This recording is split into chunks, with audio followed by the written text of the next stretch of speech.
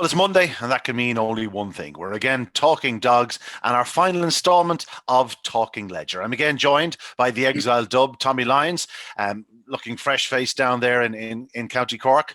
Just a few, I suppose, 100 yards up the road from the Drakester, who's in my top left. I'm not sure where he is in your screen, overlooked by his wonderful first love yawl. Barry, good to see you. A cracking Ledger came to a conclusion. How was the weekend for you?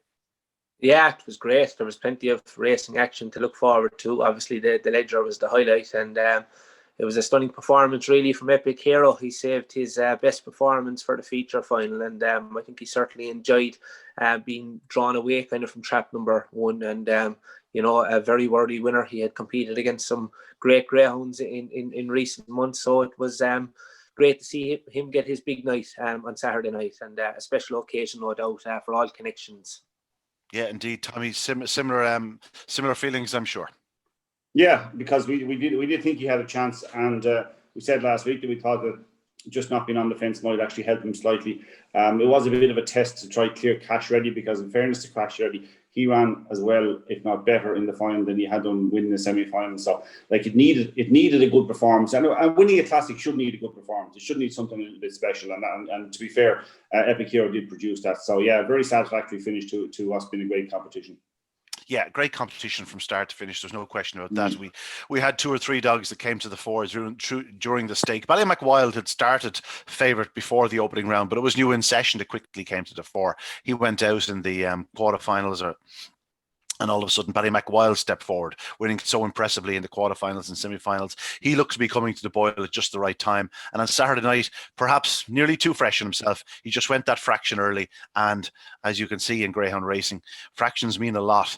He missed the kick just ever so slightly.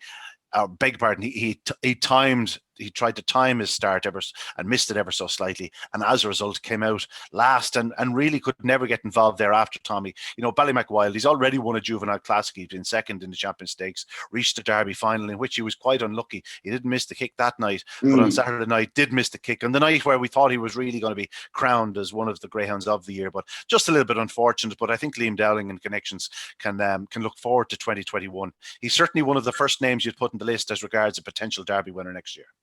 Yeah, of course you would. He was a little bit unlucky.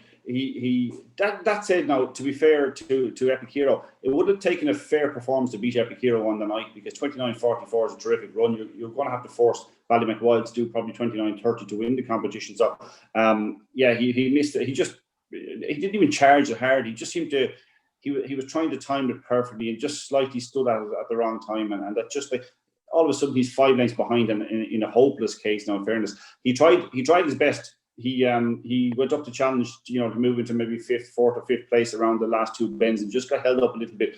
Other than that, he might have been challenging for third position. Now, it would have been a fair performance to get by Mina Miracle for third, and she can be strong enough. But no, it was disappointing if you're Liam Dowling, because the dog has been unlucky in 2 major finals, the Derby and the Ledger. So, but all is not lost. Like, he has plenty of time left in his career. So it was a bit disappointing. Look, at maybe not too many people were in a position to back them. I know they were taking off course bets and that sort of stuff too. So there wasn't a lot of money lost. Or the bookmakers on course might have ruled the fact that they couldn't stand, because they might have had a little bit of a touch out of it. But no, I think all is not lost with Ballymacwild. He is still a smashing dog. Like, his semi-final and quarter-final performances were brilliant. He looked an obvious winner. He looked to have a good draw. You can't legislate for it. As a punter, you couldn't.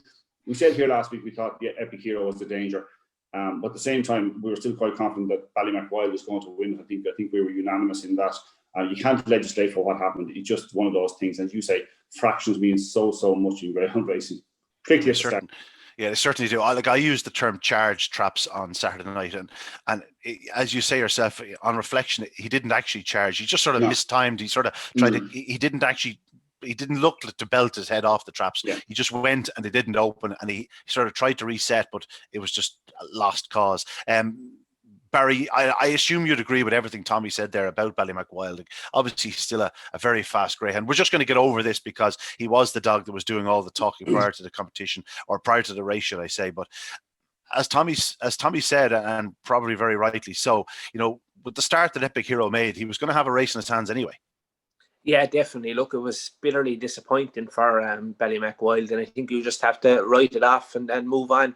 As you said, when Epic Hero gets a start like that, I think it would be near impossible, really, to or come from behind him. Like, he's a 29-19 dog in Shelburne Parky, and you see that yourself there in the Derby. He'd reached the Produce Stakes final. He's a real strong running ground, and I think that race really was put to bed early on. Now, he did have a job in his hand to clear Cash Ready, but once he went around the opening turn in front, it was certainly game over in my eyes. Yeah, I spoke to Dean Harper of the Cash Ready Syndicate ahead of the final of the Ledger, and he said himself, he said it's very hard to see him breaking as well as he did in the semi-finals from Trap 1. He believed that that wasn't going to be the case, and while Cash Ready did come away reasonably well, it wasn't quite the start that he got in the semi-finals, and at the same time, Epic Hero did show probably that little bit more early dash, and to be honest, he comfortably made the corner, and once doing so, this final was over from an early yard, Sammy. I thought he did break as well as he did in the semi-final, to be honest about it. And I'm just looking at the sections. I hadn't checked them. He was actually 2 spots quicker in the sectional in the final.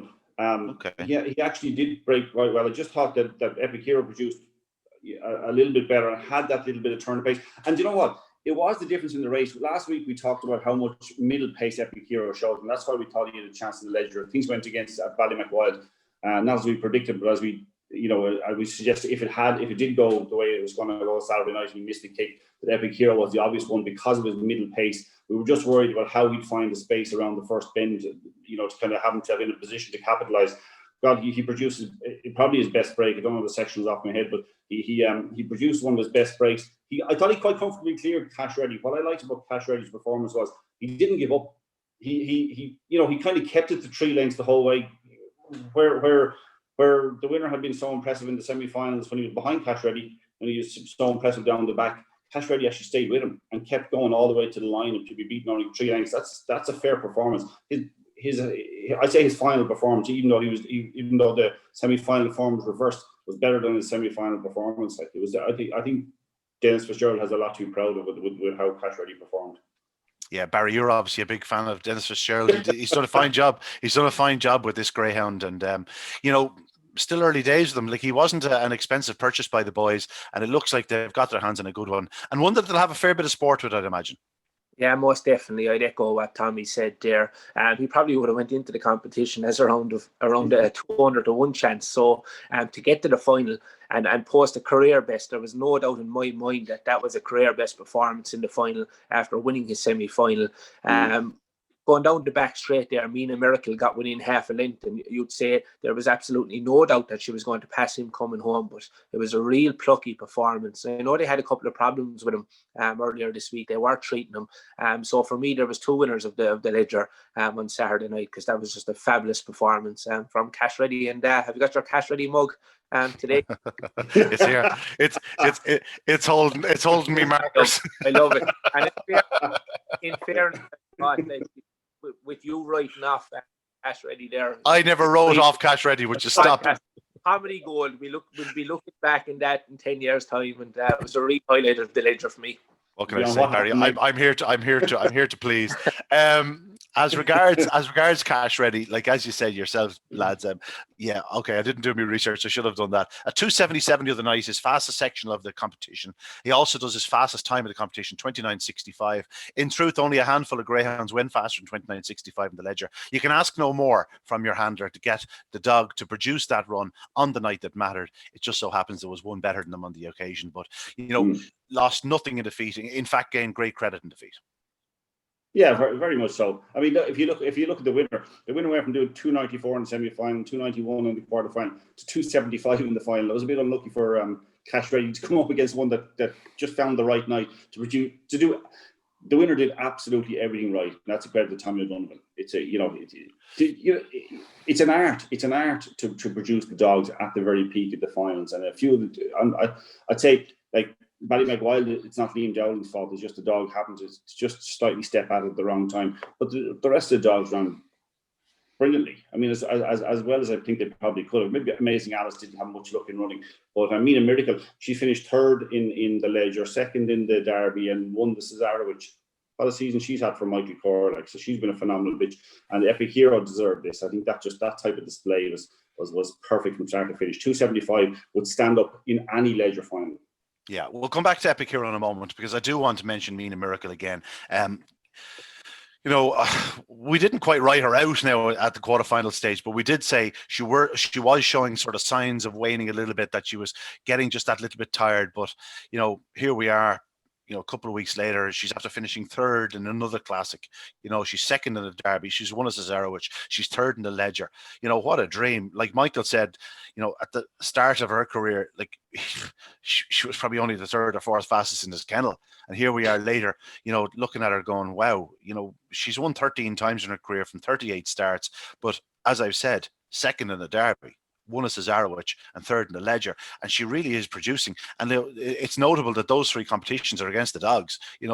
That's serious racing from a lady who, I'm certainly not going to rule her out now. I don't know where she'll appear if Michael will give her a break, but you'd imagine she'll be in Shelbourne Park on Saturday night, perhaps the Bitch 550, and then maybe Christmas Oaks. I wouldn't rule her out sort of at any point in her career from now on. I just think she's one of those ladies where she just seems to be thriving on it.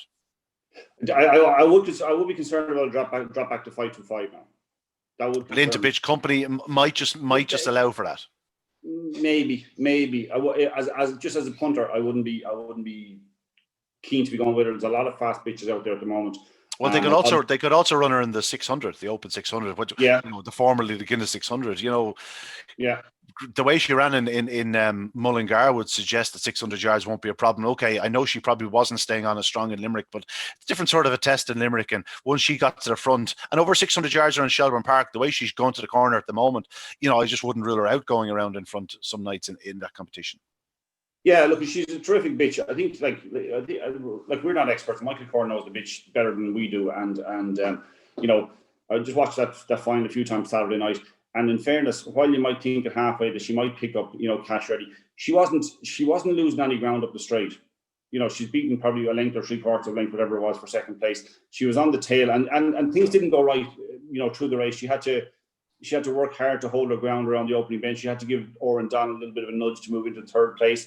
There's just a couple of occasions where things just didn't quite go against her. She went in at the third and fourth bench. She kind of went in and had to kind of switch outside again to try and mount her challenge to Cash Ready. So it was as good a performance as probably as she produced in the Leger. Maybe not in the Derby, maybe not as good as she produced in the Cesarewitch as well. But yeah, I'd prefer to be looking at her next year rather than looking at her in immediate competitions. That's the way I'd see about her now. If she ran in Saturday night, she'd probably run her heart out, as she always does. She's a credit to the connections. But I'd probably be looking to take her on, give her a bit of time. She comes back again next year, and as you say, she doesn't have any fear of taking on the dogs, and that's key. The good 550 competitions quite early in the year next year. That's why I'd be looking at her, get her peak for that again. Yeah, no, you'd have to agree with everything you really said there. Barry, you wouldn't mind owning her, of course. Definitely not. She's made mighty stuff, and it's hard to get one like her. What she has achieved this year has been nothing short of phenomenal. And how close did she come to winning that Derby? I thought she had it coming up the home straight, but it's fantastic for all connected. Michael Corr has been in the headlines now for a long number of months, and I know the bitch herself is getting plenty of media coverage up her neck of the woods. So that's always great for her sport, that people are following her in her parishes and stuff like that. Yeah, for Michael Corr, it's certainly been a career year. Like I know he's a successful businessman, but like you can tell the Greyhounds really are his passion. And when you consider what the likes of Mina Maestro, Maverick, Mina Miracle, and even like it's hard to forget, or hard to you seem to forget things like Dunham Knoll broke a track record at Drumbo Park on his debut for Michael. So he's had plenty of talent there, but he can obviously train a Greyhound. Yeah, it's been a remarkable year. As Barry said, he turned up in the media to some degree as kind of like the light all of a sudden shone on him. Like he was in the media there. The family really got a kick out of everything that happened in the Derby. So and that'll only encourage him, to be even more involved. You know what I mean? And when you have that type of quality too, and it's going to carry him through probably at least another year of that. So it gives it kind of a bit of time to get the next recruits in and hopefully continue at that. I'd say when you get a taste of competing at that level, that's all you want. So I mean, so that's his challenge for next year, is to find the next ones after this litter. Yeah, we won the Corrigan Cup when I was under 10, and it just hasn't been quite the same since. Under I played centre half back, and I was man of the match, and just got a taste for it. Then here we are, 32 years later, and I'm still trying to replicate it. Anyway, I won't be doing that on a Monday night in UCD playing five-a-side. Right, we move on because the night belonged to Epic Hero, and to be honest, I was always told. My late father always said to me, if you're ever naming a greyhound, just name it to win a derby. And Epic Hero is a cracking name for a racing greyhound. And it just so happens that he fulfills the name. He lives up to it. It was an epic display the other night, but also a good story. Liam Dowling gets a lot of plaudits, and rightly so, for breeding and training these greyhounds. Epic Hero was bred by Tommy O'Donovan. Ravenna is out of a bitch that he brought back from Australia. He thought it was the best bloodlines in Australia on the dam side. And you know what? I wouldn't disagree with him because he spent time over there. He had a successful spell in Australia. He's a lovely fella, Tommy. But, the reason he made it in Australia and the reason he's making it in Ireland is because he grew up with a greyhound on the end of a lead. He probably came out of the womb, and a couple of months later he was holding dogs, and he knows his dogs inside out. He loves the sport, and by all accounts, he's pretty good at it. Epic Hero was only his 15th start the other night. He had 2 starts prior to lockdown. All of a sudden, instead of looking at, entering May, let's say, with probably 8-10 races on his card, he was having his 3rd start at that point. And all of a sudden, he's been on the go ever since. But, he's reached the Produce Stakes final, as Barry alluded to. He ran very well in the early rounds of the Derby. He had the worst draw in the history of greyhound racing in the night he went out of the Derby. You just can't. You have to allow for things like that every now and again. But I mean, this dog couldn't have had a worse draw because he was a dog who was definitely a player in the Derby if things were going right for him. And by all accounts, he's improved all the way through his career. And here we are now on a Monday morning talking about the Leger champion and a greyhound that I have always been a big fan of. I know it was only his 4th win the other night, but he has been racing against the very, very best. And I just wouldn't be surprised if there was more to come from this fellow in 2021. Barry, Epic Hero, a very, very fast greyhound. I don't know if he's ever been around y'all, but I'm sure he'll try and rectify that. I don't think we've any competition for him now anyway at this stage, Ian. Yeah, but look, as I said, a very worthy winner. We've got so many fast dogs here in Ireland. It's so hard to win one of these big competitions. And as I said, any dog that can do 29.19 around Shelbourne Park for 550 is definitely a champion in my eyes. So it was a marvellous performance and a big win for the training career of Thomas O'Donovan.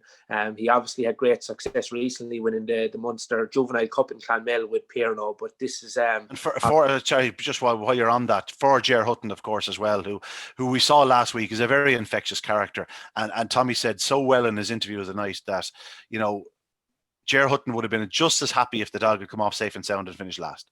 But for him, a man like that who just is involved in the dogs, he said himself and the wife are nurses. The dogs is their passion, it's their outlet. And for him to win a Leger, well, they're the sort of people you want to see winning Legers.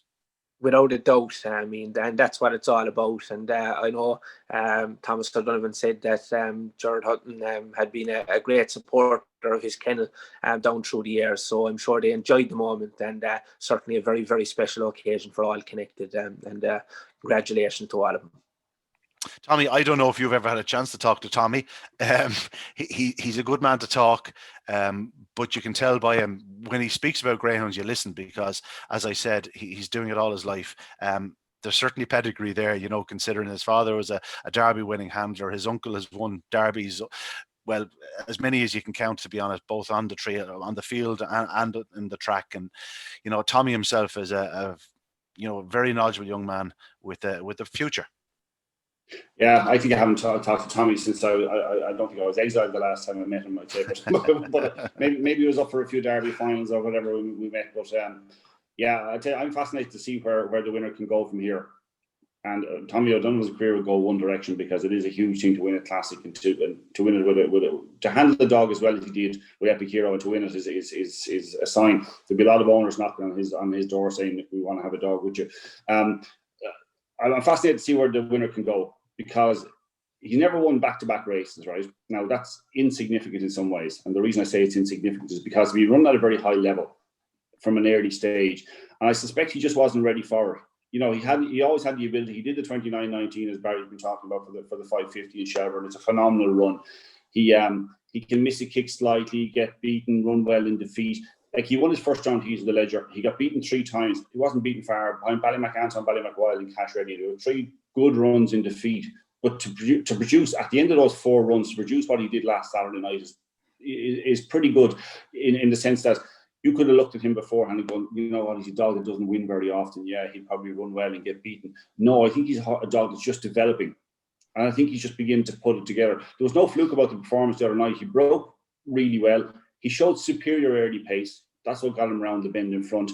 And you know the way sometimes when you have a dog that we can classify as a dog of middle pace or a finisher, when he misses the kick, they kind of conserve a little bit of energy. They have the little bit extra for the finish of the race. This time he produced early and he had to produce late as well, because Cash Ready was never giving up. Mina Miracle was there, never giving up. So I mean, I'd be wildly encouraged by that performance, in the sense that, I think Barry said it there a minute ago, we have a huge number of really, really fast greyhounds in the country at the moment. And next year's Derby, it's a long way away, but it's going to be, it could be phenomenal. It could be one for the ages, because there is that depth of quality.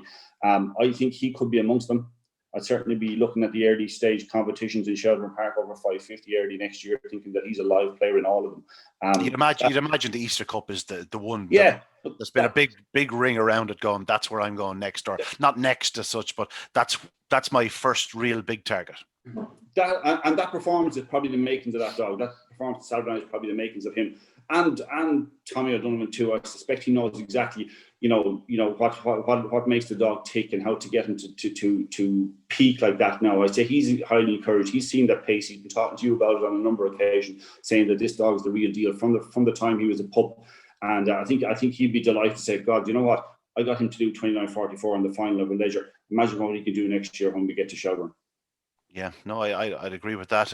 Barry, he, there's no question he's a very, very, very fast greyhound. The key is just keep trapping like that. I know it's hard to expect the dog to trap like that every night, but if we see it more often, rather than once in 5, if we got it 3 or 4 times out of 5, wouldn't it be great? Yeah, definitely. He'd take some holding then, and I think the draw definitely suited him big time on Saturday night. You could see him taking a step to the right on the run up into the trap 3 lane. But when a tracker like him bounces out like that, you just know they're going to do a big run, because he has bundles of pace. We've seen him coming from behind, running big races in defeat against some of the quickest dogs in the country. So yeah, look, he just produced it on the right night, and just a real special occasion. Yeah. Imagine being Tommy now waking up the next morning and going out and seeing your Ledger Hero, and then realising that this was the bitch's first litter, and that she has another litter on the ground, and she could have another litter on the ground after that, and going, I made the right decision bringing that lady over from Australia. Like, Ravenna herself was pretty talented, the dam of Epic Hero. And that's something to really look forward to. A cracking Ledger and a cracking Ledger winner. I think you'll all agree. Absolutely. Without a doubt. Now, this next week we have the GRI RCE Winter Racing Festival. By the end of the week, I'm just going to be calling it the Winter Racing Festival. Plenty to look forward to. I hope the likes of Epic Hero turns up in the 550-yard contest. That could be a special one. Is there anything you're chomping at the bit for, lads? We will be talking about it later in the week, but is there anything at the moment that you're chomping at the bit for? I know the final of the IGOBF National Puppy Stake will be a real draw. I'm looking forward to that, Ian, because I think the semi-finals, the draw has thrown it up in the air a small bit. We talked about Ballymac Ariel. Like, she's not the finished article yet, and I don't expect her to be the finished article next week or next month. It might take a few months before she produces what we know she's going to be capable of. She was absolutely fantastic in the semi-final on Saturday night. She had to battle for her position early. She had to brave the whole Billy's Diva into the bend. And then you go and see the draw for the final, and Billy's Divas in 1 and Ballymac Ariel is in 5. And you go, okay, this is going to be a bit of a test. I'm looking forward to that race, because I think they are 2 absolutely special bitches. And they go into the category of dogs that are of greyhounds that could develop into top classic contenders next year, not just against their own sex, but in against the dogs as well. I think they're quite special. And if they aren't good enough to look forward to next Saturday, and then the race might even get lost in the quality of what's going on the night. You know what I mean? That's how good the racing is going to be next week. So yeah, to me, that's a good start. Ballymacariel against Billy's Diva in the Puppy Stake final. Yeah, before we even went on air, before we were recording, Barry asked me what price Billy's Diva. You obviously have nailed your colours to the mask, Barry. Yeah, look, we've seen her post her best performances from trap number 1. She may be unbeaten, I think, from the red jacket. I'll have to double check that, but yeah. And I'm looking forward to seeing the variety of distances as well on show at the festival. And I thought it was a good bit of placing by trainer Graham Holland to drop Seven Heads Rock back in trip there on Saturday night. And I'm sure that will confirm his place now in the sprint race. And we all seen the lovely video last night that was uploaded to the IGB site of the visit to the Graham Holland kennel, and them great scenes when Seven Heads Bay won the laurels all them years ago. I think it was the first big race success for Graham Holland here on these shores. So I'd be hoping Seven Heads Rock would line up at the Winter Festival for John O'Regan here in Cork. Barry's going to arrive like one of the lads, you know, the Go Sport Cork with the sombreros. What are they called? Yeah. Like he brings everything back to Cork. Like I know John O'Regan's a great lad and a great friend of yours, but Janie Mac, straight in, back to Seven Heads Rock. Right, I like it. I like it. We went from Billy's Diva to Seven Heads Rock in about 2.5 seconds. Good man, Barry. That's it, boy. Keep it local. You know yourself, Ian.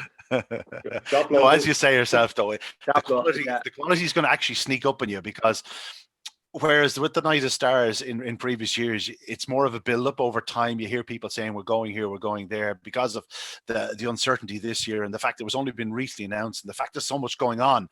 We haven't had that opportunity to preview it, to talk about it, to know which dogs are being targeted. All of a sudden, it's going to be thrown upon us. Now, we know Dear Jet Sydney isn't going, but it certainly looks like the likes of Linson Bucko, Ewan Taylor, Glengar Bale, Doolan Duke, you know, the very, very best that's on offer at the moment in the country are going. I hope the likes of Epic Hero, Ballymac Wild, even the bitches, Meet a Miracle, Amazing Alice, you know, Oran Don, even Cash Ready. It'd be great to see him coming.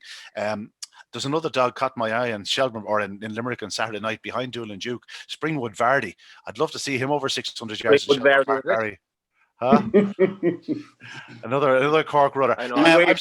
I'm amazed he's never run in Shelburne Park for a dog that's so strong. He just seems tailor made for the place. We'll throw that to the all man. I don't know that connection. Did they bring him up that often, Barry? You might know more than I do. I'm not sure that I've ever seen him bringing that many dogs up to Shelburne Park. He's definitely a dog that's worthy of it. We saw him in his finishing speed in the laurels and the whole lot. He's got phenomenal finishing ability. Yeah, beating ahead behind Doolan Duke in the 600. Yeah, pretty good, isn't it? Yeah. Flying. Yeah, and I thought the third ran well as well. Michael Corr's dog, obviously he'd be better suited to Trap 1 or Trap 2, but Springwood Vardy, the pace he's shown in defeat, and obviously his form in recent months had been very good as well. I think he ran behind Skywalker Logan as well, and a couple of other real fast trackers. Yeah, so he would be interesting if he was to take the trip to Shelburne Park. Yeah, exciting times in greyhound racing. We've packed an awful lot into the last 3 months. You know, the next month, you know, there's no rest. You know, between we've got the Winter Racing Festival. There's an Open 575 stake in Cork coming up, I believe. The Shelburne Marathon, of course, for the 8 benders. The Kingdom Derby, of course, the Open 600 at Shelburne Park, which has been whatever, the Labrook 600, the Betfair 600, the Guinness 600 for so many years, and the Christmas Oaks. There's not time to have a breath, lads. And that's the way it should be, because you know what, the last few months, even though we haven't had people into tracks, there's been a bit of a lift to see the quality of the racing. So you keep it going while things are going well. Keep it going. I don't know what the story is. I was in Ferry House yesterday, and just chatting to the lads about what might happen with the racetracks, and you know what they thought their feeling was about whether people would be back on tracks. And they're hoping, even though there's nobody can say anything officially, they're hoping that maybe owners might be back by Christmas, maybe, but it could be the middle of next year before we have a full crowd. Now, you know, maybe there'll be a certain allowance, a number of people allowed into the greyhound tracks, and hopefully the sooner the better. But the IGB, in fairness, are ERI, whatever you want to call them nowadays. Yeah. They've done a lot. Barry, I see Barry's face every day of the week, even if I don't call to him and y'all. And Ian, you seem to be on online every day of the week too. So if I wasn't me, I'd be sick of me. You know what I mean? Yeah, well, I am sick here, so that's okay. But you just, there's a lot of stuff being done behind the scenes, and a lot of stuff to kind of promote it up online, and like that's been extremely important in the last few months, because I say, a sport could die a death very quickly if you don't continue to promote it. It's been a difficult time for everybody. I think people are encouraged by what they see. Do you know what we've had more of recently, which we hadn't had? I don't think we've had enough of over time. A lot of access to trainers and to owners, and even to see, like last week, coming to the final of the Leisure, and we had the Oaks, and we have everything. A lot of access to them, and to see what it means to people. That's the genuine bit of greyhound racing, what it means to these owners. When you have one owner, we would be told beforehand, that was saying that he'd actually prefer if another owner won the final, because he's such an infectious personality, and that'll tell you what the quality of the people who are involved in greyhound racing. Forget all the rubbish that the propaganda people throw out about it. It is a great sport full of great people. It is indeed. And Barry, as Tommy said, we're getting more access to kennels, to owners. You've seen the dogs behind the scenes, and that can only be a good thing, because we do have to stamp out this false information. You can see these dogs being looked after. You can see how the conditions they are. They jump out of their kennel, they're shining, their coat is gleaming, the tail is whacking off your leg. They're just happy, infectious animals, and they are happy. That's the key. These dogs need to be happy to perform at their best. Without a doubt, and look, the content that we've had over the last couple of months has been fabulous, and it's great to showcase that and share it across all the various platforms and social media, because you have people that may not be interested in greyhound racing, or just might have a small interest. They're watching some of these videos and stuff like that. So it's really, really important. And as you said, look, any person with a greyhound is trying to get the best out of the greyhound. You're competing against some very talented owners and trainers across the country. So like, you have to look after them for them to perform. So like, the work that's going into greyhounds around the country, I see it firsthand myself here with friends that have greyhounds. They're just getting the best of care, and it's just an unbelievable sport, and great to be part of it. And over the last couple of months, the high class racing that has been going on has been a credit to greyhound racing in Ireland and all connected that have made this happen, because for the year that's in it, it would have been very easy to get rid of a couple of big competitions, but no, they've kept the ball rolling. And look, we've been speaking to loads of trainers and loads of owners, and they've all been really happy, and given credit to Greyhound Racing Ireland for making this happen, and long may it continue. Yeah, I suppose if you could see the dinner plates of those involved in greyhounds over the years, you'd see a lot of waffles and a bit of gruel, whereas the dogs up the back are eating the sirloin and the fillet, and I suppose that's it. A lot of dogs are better fed than their owners. Lads, I wish I could stand up. You'd see my tail wagging at this stage, because I am heartened. I am heartened by how things are going, and the fact that we're getting this information out is very, very important to both our sport and the industry. And I do like to separate it, because it is a sport first come first. We're in it for the sport. We're not in it for an industry. Very much so, Ian. I mean, I tell you, I wrote about it before. A good friend of mine, yours, and Barry as well, Gary Carey. He had greyhounds in training. What does he do when the greyhounds are retired? Pays for it to be kept by his trainer, and goes down and visit, walks the dog. This is just one case. I wrote about it because I know Gary well. You know what I mean, and I know what the greyhounds mean to him. My God, if you want to meet a person passionate about the animal, not just about the sport, loves the sport, loves a bit, studies hard, clocks everything, and then he still finds time in doing a full-time job as well to go down and walk his dogs and do that. There's people like that throughout the country. What they're putting into it behind the scenes, the love that they have for the greyhound is unbelievable. It really is. And I'm not one for talking soft about that sort of stuff. It's not my style. But you know what? It is happening, and if we do need to shout about it, maybe we do need to shout about it, because it is the reality. That is, there are people in there who have a pure passion for the greyhound, not just for the sport, for the greyhound, the animal himself. Yeah, no, here.